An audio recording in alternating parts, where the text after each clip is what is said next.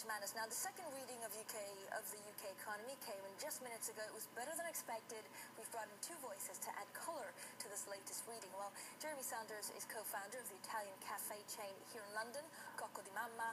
He started his small business in 2011 and has only ever operated during Britain's recession. That's what I should be saying. Also with us to discuss the lending environment is Marc Glazer. He's launched the UK arm of his lending business 5 months ago and also operates in the US. Guys, welcome both on The Pulse. Marc, let me just start off with you because this is interesting.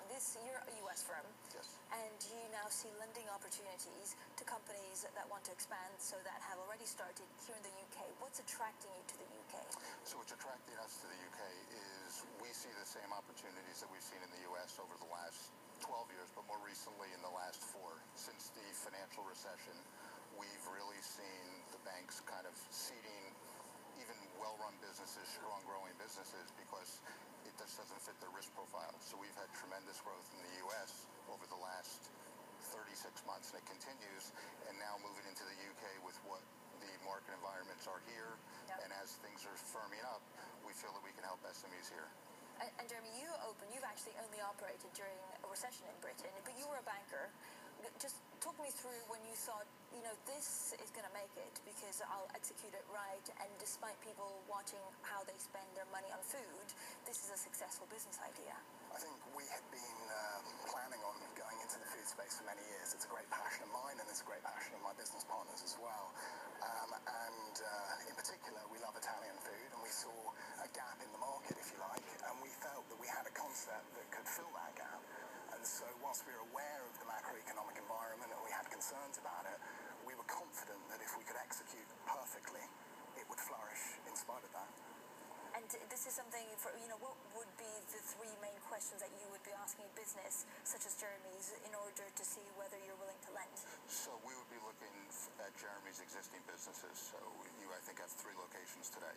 So we'd want to see in his 3 locations, what kind of trends are we seeing? Is his business steady? Is it going up? Is he meeting his bills, paying his taxes? And what would he need money for? So in Jeremy's instance, and we got to talk a little bit, is they're looking to open a new location.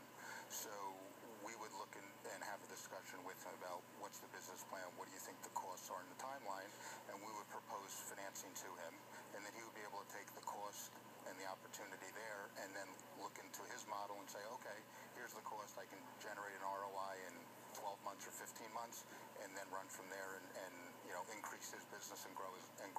But Jeremy, you want to open another location, and we had some very encouraging figures from UK GDP. Are you looking at this, or are you just looking at your success and seeing, is it better to be more aggressive quicker and then see how the economy is panning out, or should a business follow what consumers are doing and what GDP figures are doing? I think you react to how you're doing it at the time. At the moment, we're very focused on our existing restaurants and making sure that they are perfect, making sure that every customer that comes into the restaurant has the best experience they can find on the high street. If opportunity arises to open somewhere else, then we would certainly consider that, but it would never distract from what we already have, because that's the foundation for any success going forward.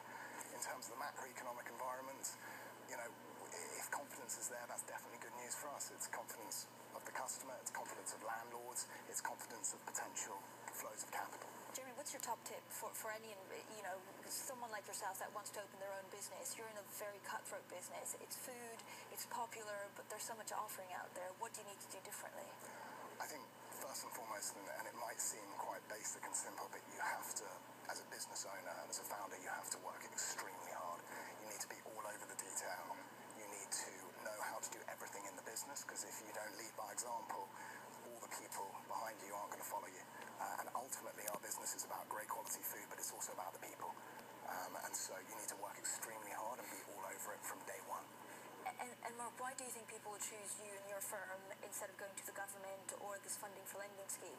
Is it just not working, what we put in place so far in the UK? Yeah, I mean, I think the funding for lending scheme has produced a lot of liquidity for banks, but at the end of the day, looking at Jeremy's business, they're typically businesses that are smaller. I think the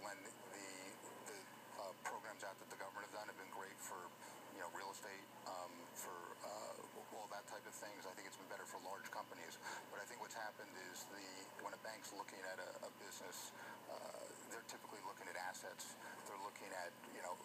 extensive business plans, things that typically SMEs don't have, whereas we want to look at how Jeremy's doing as a business. Is he passionate about it? Does he have good plans? I mean, I would second to Jeremy that what's made us successful in the U.S. and I think what will make Boost Capital successful in the UK is really having a passion for what we do and actually helping these SMEs grow, which ultimately will help the UK economy grow.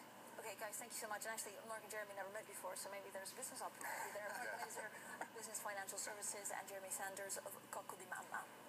Now, coming up, UK solar firms